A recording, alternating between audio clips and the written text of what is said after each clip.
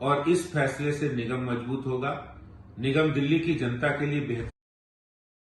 नमस्कार। तीनों निगमों के एकीकरण का केंद्रीय कैबिनेट द्वारा लिया गया फैसला बहुत ही स्वागत योग्य कदम है और इस फैसले से निगम मजबूत होगा।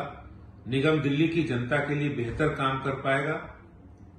तीनों निगमों में जिस तरह से पिछली दिल्ली सरकार ने 7 वर्षों में निगम को फंड नहीं देकर निगम का काम रोकने की कोशिश की, अब निगम जब एक होगा तो दिल्ली वासियों को बेहतर सफाई व्यवस्था, बेहतर प्राइमरी एजुकेशन, बेहतर प्राइमरी हेल्थ और इसके साथ साथ पार्कों की व्यवस्था अच्छी मिलेगी, कम्युनिटी सेंटर की व्यवस्था अच्छी मिलेगी और विशेष रूप से दिल्ली की जो छोटी छोटी गलियों में निर्माण कार्य होने हैं, सड़कों के निर्माण कार्य होने हैं, नाले नालियां बनने हैं, उन कामों में व्यवस्थाएं अच्छी होंगी और दिल्ली नगर निगम में लगभग 2.5 लाख सफाई कर्मी और टीचर्स और निगम के कर्मी काम करते हैं। उनको समय पर सैलरी मिलेगी ताकि उनका जीवन भी सुगम होगा। केंद्रीय कैबिनेट द्वारा लिए गए इस फैसले का भारतीय जनता पार्टी स्वागत करती है। इससे दिल्ली नगर निगम मजबूत होगा, दिल्ली की व्यवस्थाएं बेहतर होंगी और दिल्ली हमारा देश की राजधानी बेहतर बनेगा।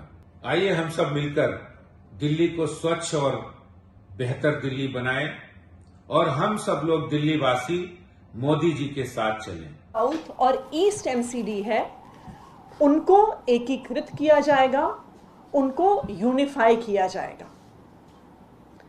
भाजपा की केंद्र सरकार ने यह निर्णय लिया है कि वो तीनों एमसीडी को एक करेगी। ये जो एकीकरण का निर्णय है, इसका अचानक भाजपा को कैसे ख्याल आया?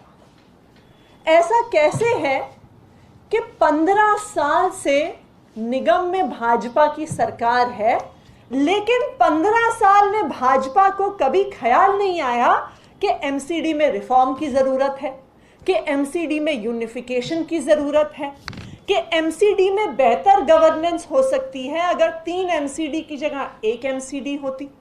भाजपा ने क्यों नहीं सोचा?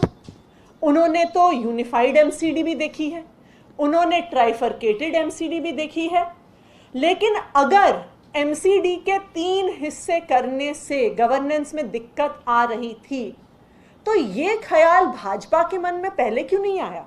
क्योंकि वो 15 साल से एमसीडी में राज कर रहे हैं।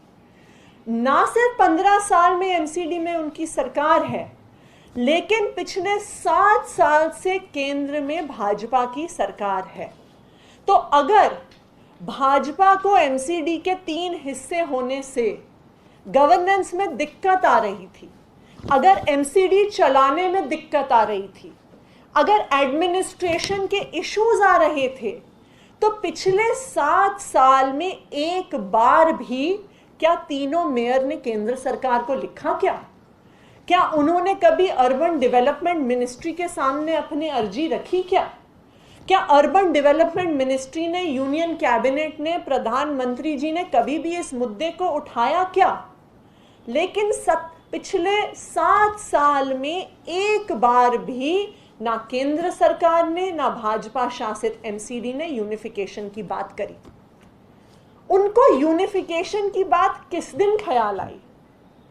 उन्हें यूनिफिकेशन की बात पंजाब चुनाव के एग्जिट पोल आने के बाद ख्याल आई, क्योंकि उनको पता है कि एमसीडी में उन्होंने 15 साल से जो कुशासन किया है, उसके बाद दिल्ली की जनता उनसे परेशान है। जब 5 राज्यों में चुनाव के जिस दिन एग्जिट पोल आए और पंजाब में एक तरफा जीत के आम आदमी पार्टी के अरविंद केजरीवाल जी के जब संकेत सामने आए, तो भाजपा को यह समझ में आ गया कि वो आम आदमी पार्टी का सामना नहीं कर सकते हैं, कि वो अरविंद केजरीवाल जी का सामना नहीं कर सकते।